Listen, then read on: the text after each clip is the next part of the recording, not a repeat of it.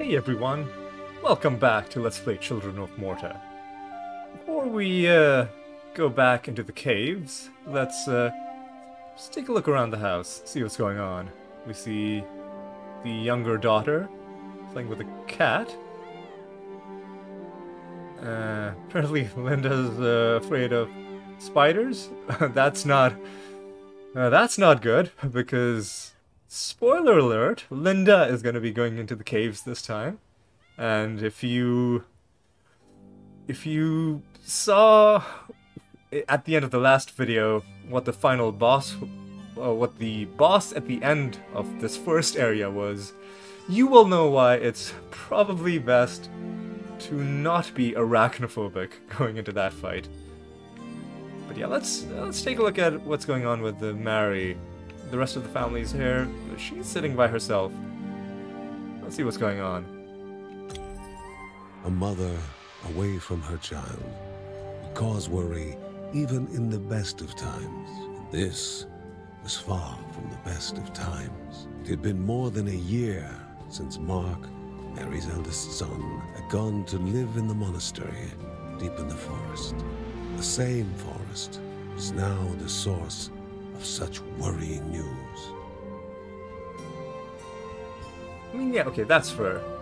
If my kid was out and I didn't know how they were, I would, you know, be worried about that from time to time as well. Let's now look at this other cutscene. Uncle Ben pondered over a map he received from a refugee.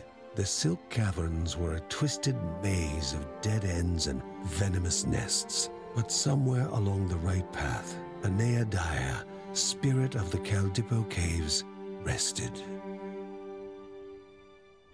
Alright. So, some more backstory on this region. Now, let's go back in.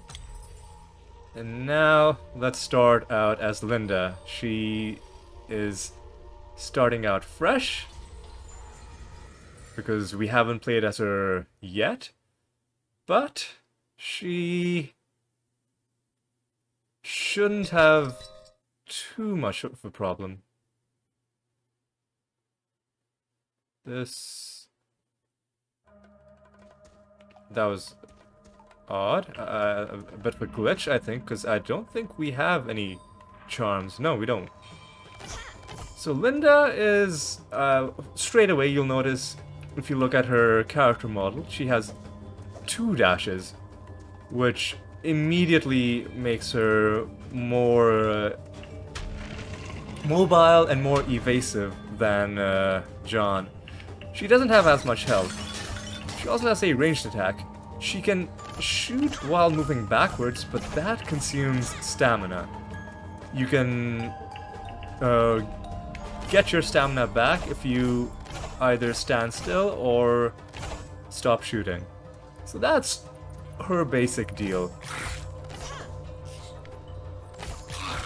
I generally like this sort of a tactic with her. I like to kite enemies away and shoot them as they're coming towards me. It's a pretty safe way of fighting most enemies. Most of your damage to them will be coming from outside of the range of their horrible attacks. And she's looking pretty comfortable here. This despite the fact that we haven't gotten any abilities for her yet. We'll see what her abilities are once she levels up, which shouldn't be long. Yeah, it's so satisfying. And we're having better luck as well. We've already found our 2nd gemstone. Nice.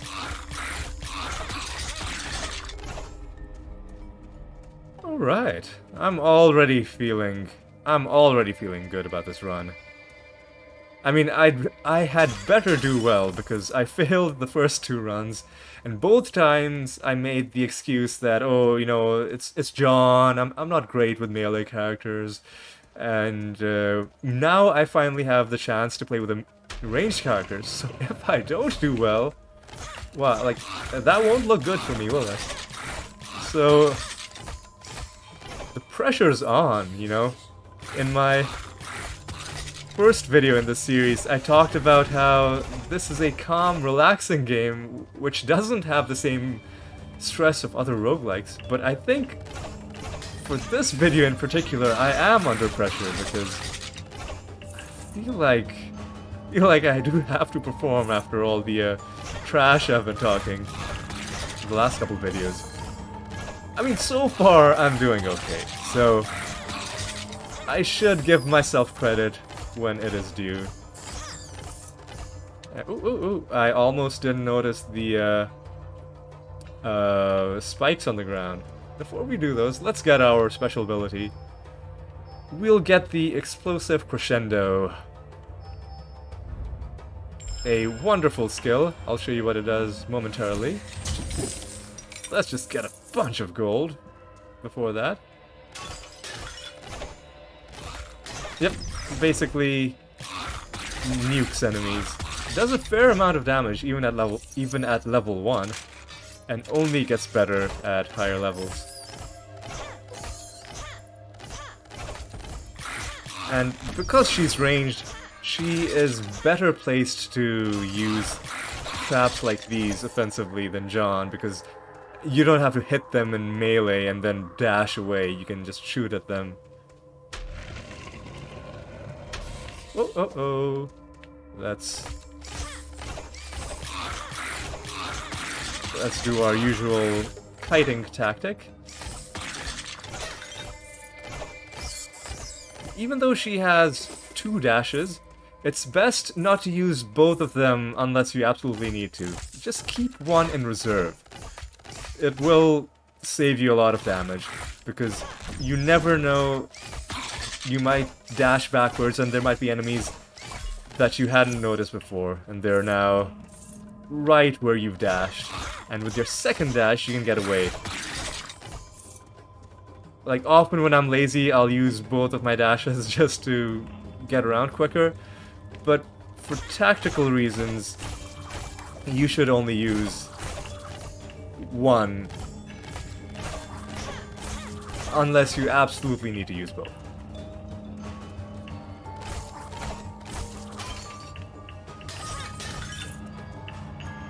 Alright, let's see what's going on in this part of the map.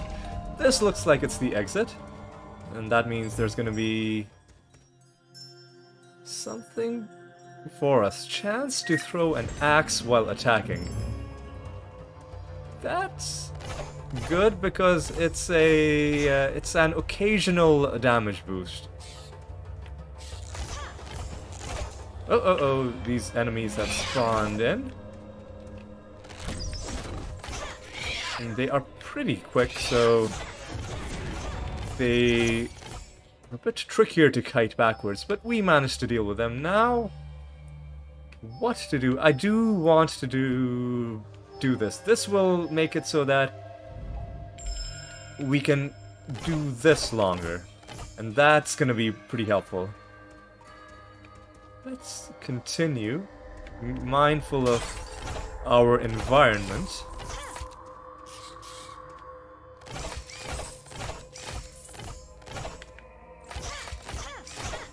We're doing okay so far. Okay, now the only place left is this part of the map. I think we left a bit of gold on the ground, right? Yeah. Let's just run past all those spikes. Again, looking at the map. Okay, I don't think there's anything else. I think we can just go.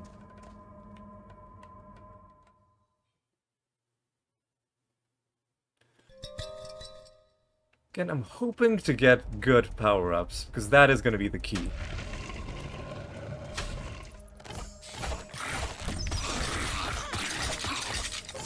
Okay.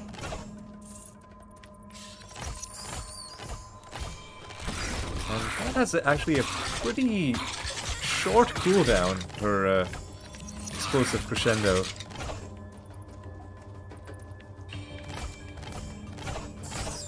So it's a pretty reliable way to do damage, and it targets enemies from pretty far away. Unlike the Heaven Strike for John, which was not very reliable at getting enemies that weren't close to him. I don't think we're going to be able to gain 2 more levels. Well, we might be able to gain 1 more. Unfortunately, we won't be able to do anything with that skill point because for our next thing that we invest, we would need 2 skill points. At least I think. Guess we'll... Oh, I saw an elite down there. Before we talk to him, let's go in here. What do we find? A totem that slows enemies? That actually sounds pretty useful. Because it shouldn't distract us or create too much noise on the screen, although it did make that exploding thing harder to see, so maybe not necessarily great against these enemies, but a good, I would say a good relic, one of the better ones. Alright, let's continue and slowly and cautiously make our way through. I'm mindful that her max health is a lot lower than John's. So if we do start taking damage, we could go down pretty quickly.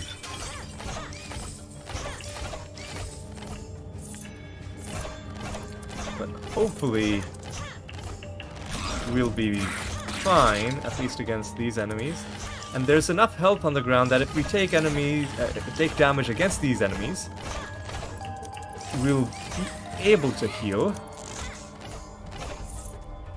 So far, so good. And oh, it is always amazing when there's a group of enemies that all get hit. Such a good feeling. Can we put any points? No, we would need 2. Yeah. And I don't think there are enough enemies in here to give us yet another level. So that would be amazing if we could, but not something we should bank on. We should assume that we're going to be going to the boss with this loadout and just do the best that we can. Oh, see, that made that projectile a bit hard to see.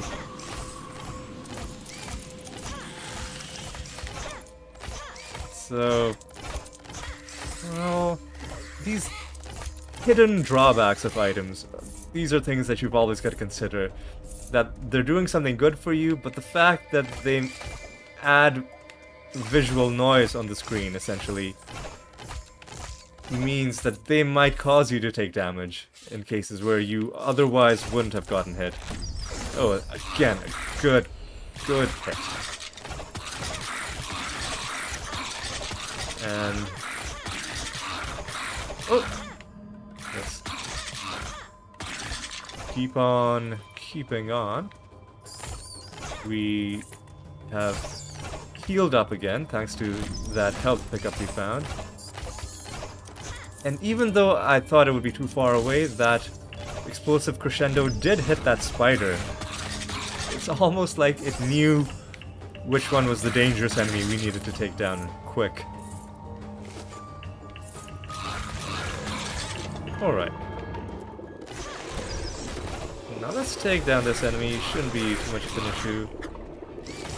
We should just be able to take him down. And if you jump out before that damaging pool is fully formed, you should be able to avoid taking damage. Alright. What would I level up with my next skill points?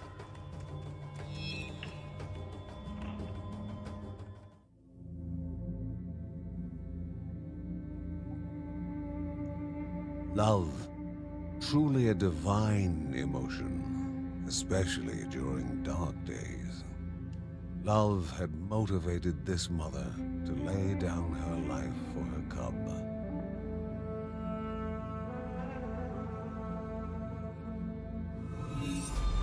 Well, before I talk about any other game mechanic stuff, let's deal with this. These monsters appear to be harassing this poor creature,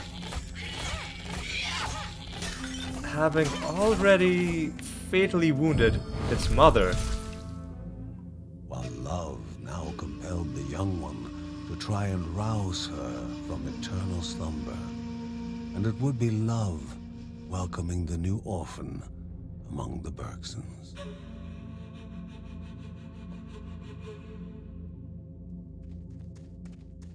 I'm not gonna lie, when I first saw that, in fact, even seeing it now, it is a very sad cutscene, and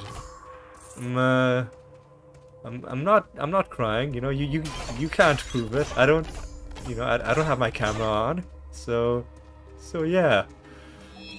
But yeah, no, it hit me pretty powerfully the first time I played, and of course, the silver lining there is that we did save the wolf cub. We were just too late to save his mother. Tired of being called shady, he instead adopted the title Mysterious Shopkeep. So this guy, if we came here with enough jewels, this is the guy we rescued, by the way, from that room in the last run. If we came here with enough gems, we could trade them for these items. Now, would any of these be good? Breathing fire heals you when you deal enough damage.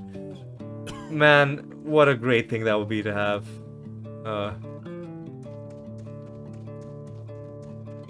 Is there any chance of us getting 2 gemstones? Are there places in the map we haven't been? There are a few. But the chance of us finding 2 gemstones is pretty slim. Still, it behooves us to fully explore this place. Number one, because we do have some health lying on the ground, so we can pick that up before we leave. And number two, you just shouldn't leave stuff unexplored. You never know what you might find. Generally, it'll be stuff that helps you in roguelikes. Of course, occasionally, you'll go into a room where you wish you hadn't. But by and large, you want to explore as much as you can. And on the rare occasions where the exploration hurts you rather than helps you, you know, that's just a risk you have to take. Okay, before we go down there, I noticed this part is, yeah, I suspected it would just terminate. We are pretty close to the next level. I don't think we're gonna reach it before we get to the boss fight. Unless we get really lucky. But we might be able to reach the next level during the boss fight. And that could help us out a lot. If we can upgrade our, our explosive crescendo.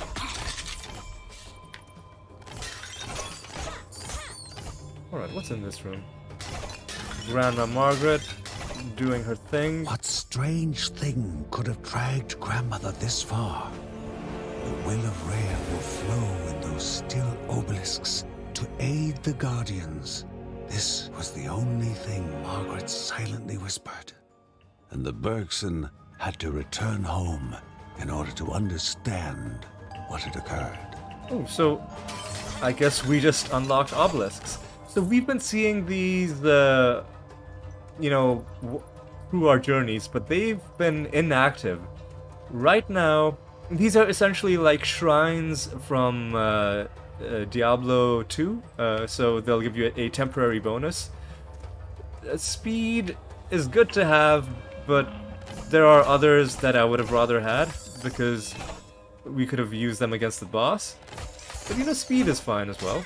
I'm not gonna say no to that. I'm not gonna pick it up right now, I'll pick it up right before we head into the boss fight.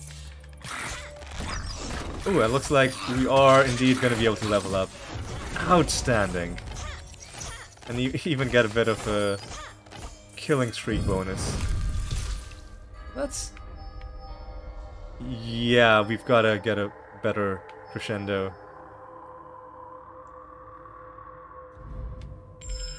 Now we've unlocked her next, well, her first, I forget what these are called. Her first bonus, her first global bonus that applies to all the family members, and her as well.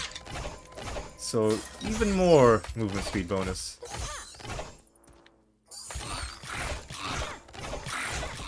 Ah, that was pretty good use of that trap, if I do say so myself. A bit of extra gold. Let's continue keeping our distance from these guys. Also keeping an eye on our stamina. Making sure we don't completely run out in an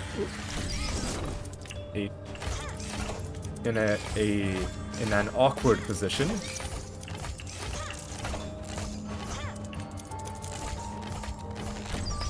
Yeah, I love the range on this crescendo. Ooh, we got another one of these. Now this is gonna be... So if we don't find a third, then we would just have to open that chest and hope we get something good. But if we find a third, then I think I will go back to the shopkeeper and buy one of those things he was offering. Ooh, now this... I think I'm gonna take this, because I don't think you can have more than one shrine active at the same time. Although, just to test it, I'll take the speed one and then the damage reduction one. And because I don't think there's anywhere left to explore, I'm gonna open this. We got a bunch of gold. I'm gonna take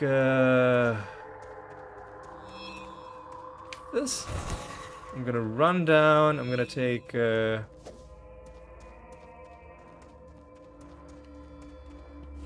Yeah, it looks like the shrine was indeed replaced. To save time, I'm obviously gonna teleport back.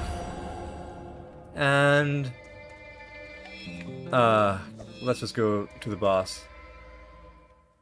Let's see how we do this time. So let's open things. Temporarily increase rage gain. We don't even have rage yet because we haven't unlocked her guardian spirit. All 8 eyes studied the one so willing to walk into. Alright, round 2, I think, because we've only reached him once. Oh no, he went up before I could. Already I'm feeling better because of the way we were able to dodge his drop-down attack.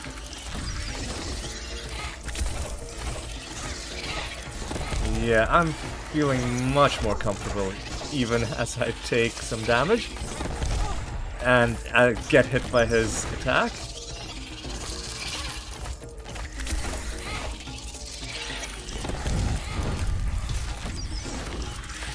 Okay, I'm concentrating. I got hit again.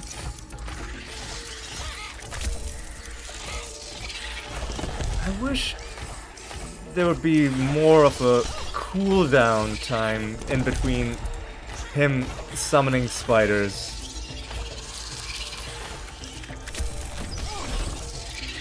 We have a bit of health on the ground.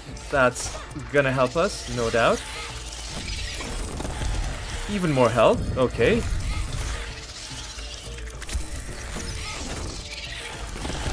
Okay, let's try and actually get some damage on this guy. Because as much as it's fun taking down his dudes, we do need to actually kill him at some point.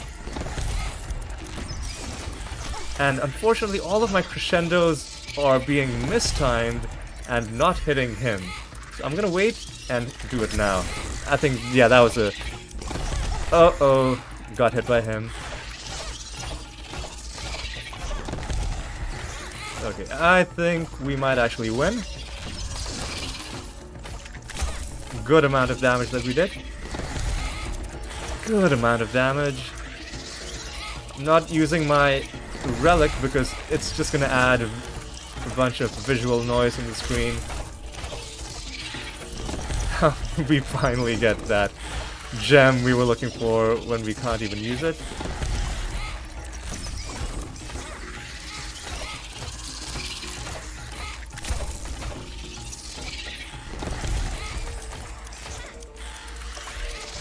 Ah, I was hoping that crescendo would hit him. Oh no.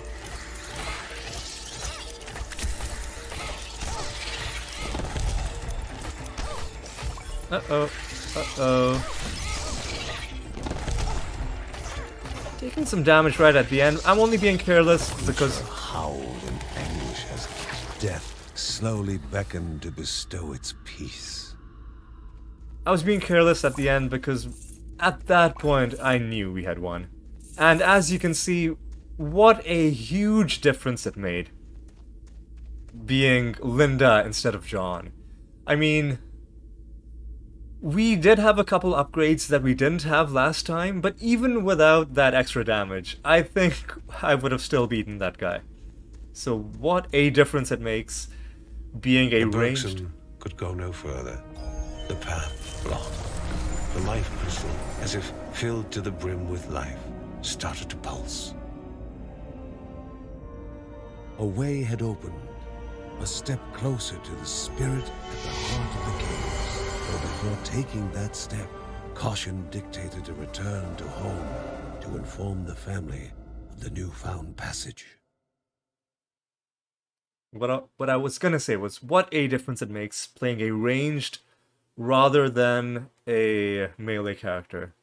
I do think it is a marked difference in difficulty.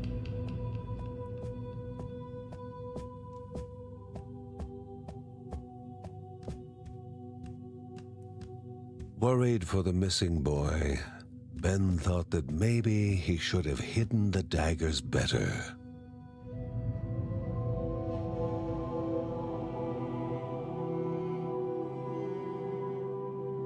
Margaret, in her wisdom, knew that nothing would have remained hidden from Kevin forever. Now, she only encouraged her son and his daughter to hurry and find him.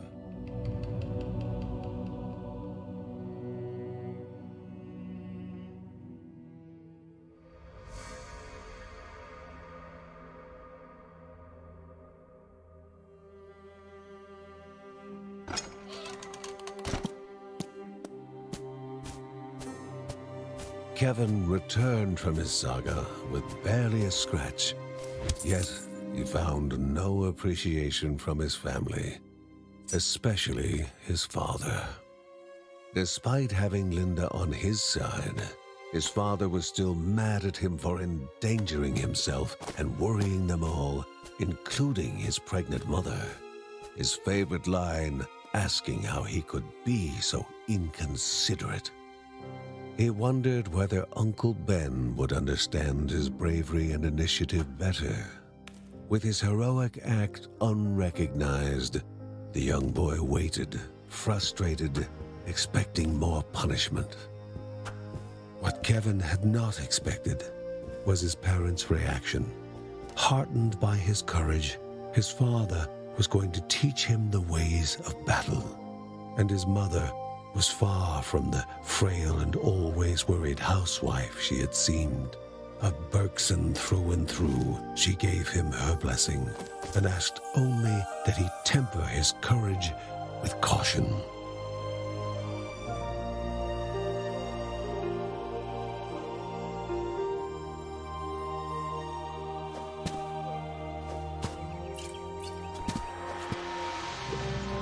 Perhaps Uncle Ben was the happiest of them all. Not only had his nephew held his own in combat, but had done so with the weapons he had made for him. Kevin only wished his older brother Mark was there to witness his rise to the family calling.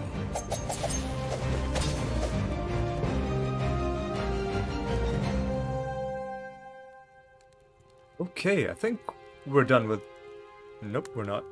Defeated, the Spider King had been removed from the path leading to the halls of Anahid, although the pestering of greedy goblins might still prove dangerous along the way.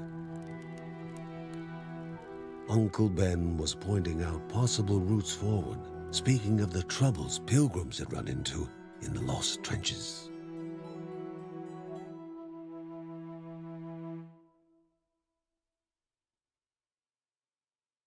And now I think we might be done with cutscenes. No, we're not. There's another one. Oh, yeah. Although in the safety of the Bergsons' house, the young cub was not yet free from danger. Exhaustion racked the animal's body, its chest heaving for even the smallest of breaths. The family believed several plants found deep in the nearby caves, combined together, could serve to remedy the situation. Okay, I think that might be the final cutscene. Indeed it is. Indeed it is. The mysteries of the world were like open books to the wise, and words from the wise shall benefit man and beast. Okay. We've unlocked another place where we can spend our gold, our morve. This is the Book of Rhea, and you can cycle to it from the workshop.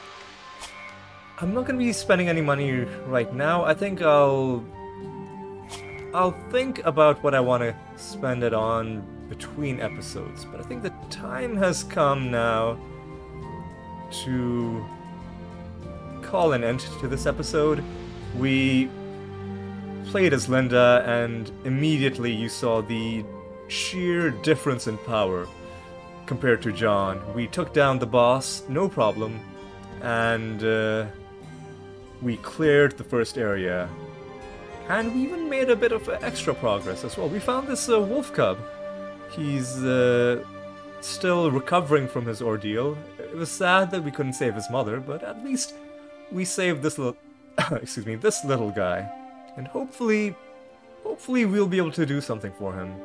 And we also have a cutscene to look at, but it should stay there, so we will take a look at that at the start of the next episode. So for now, I thank you for watching. I will see you next time when we will continue probably with Linda and try to make some more progress. So I'll see you then, so take care.